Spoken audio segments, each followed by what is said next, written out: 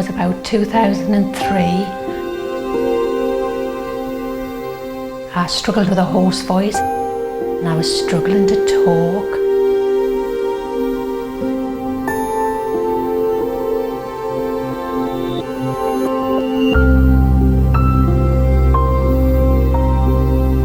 When I saw the surgeon, he listened to my voice.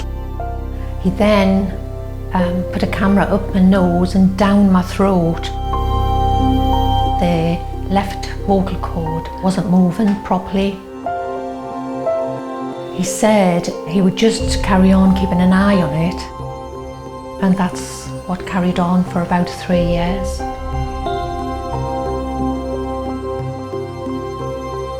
After about 3 years, he sent me for an ultrasound scan, which they counted nodules on the left-hand side of the thyroid gland. From there, it was just a case of carrying on, keeping an eye on things. They looked like perfectly harmless nodules. I was then referred to a professor of speech, and then she suggested that really the thyroid should be taken out. At first I had just the one half of the thyroid removed.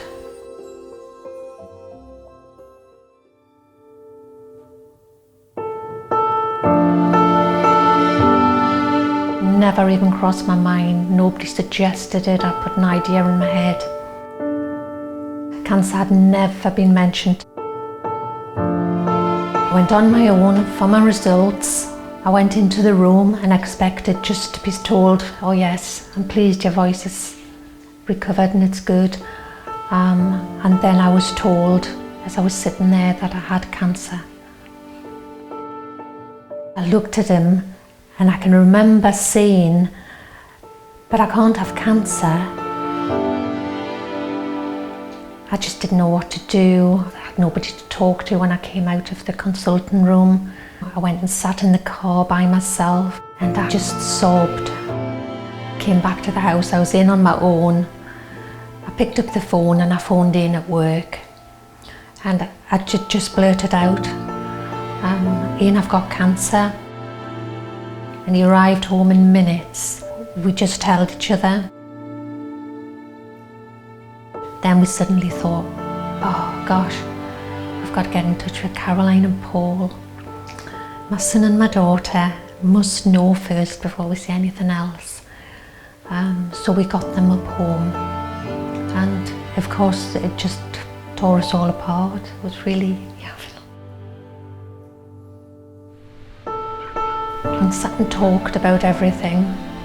We just held hands a lot. It helped me knowing that I had a daughter and a son and my husband that were just surrounding me, boosting me, giving me confidence every day really. So the next step was to go and get the other part of my thyroid gland taken out. Went back and got the results from that, and we were really happy that that had came back all clear. It hadn't spread to the other side. After that, it was going to the Freeman Hospital to see the cancer care team and set me on the road for my first radioactive iodine treatment.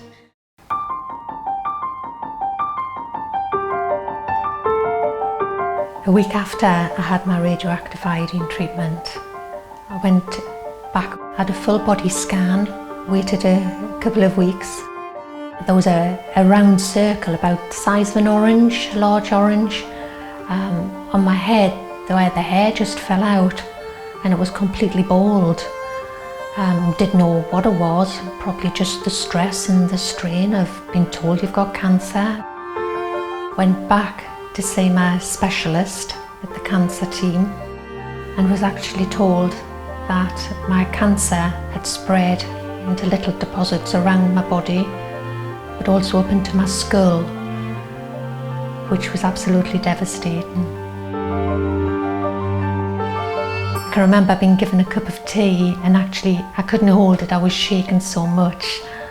But the support was there, the help was there from the team right from that moment.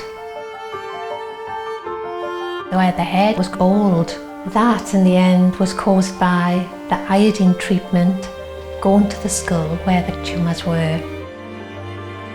that had caused the hair to fall out.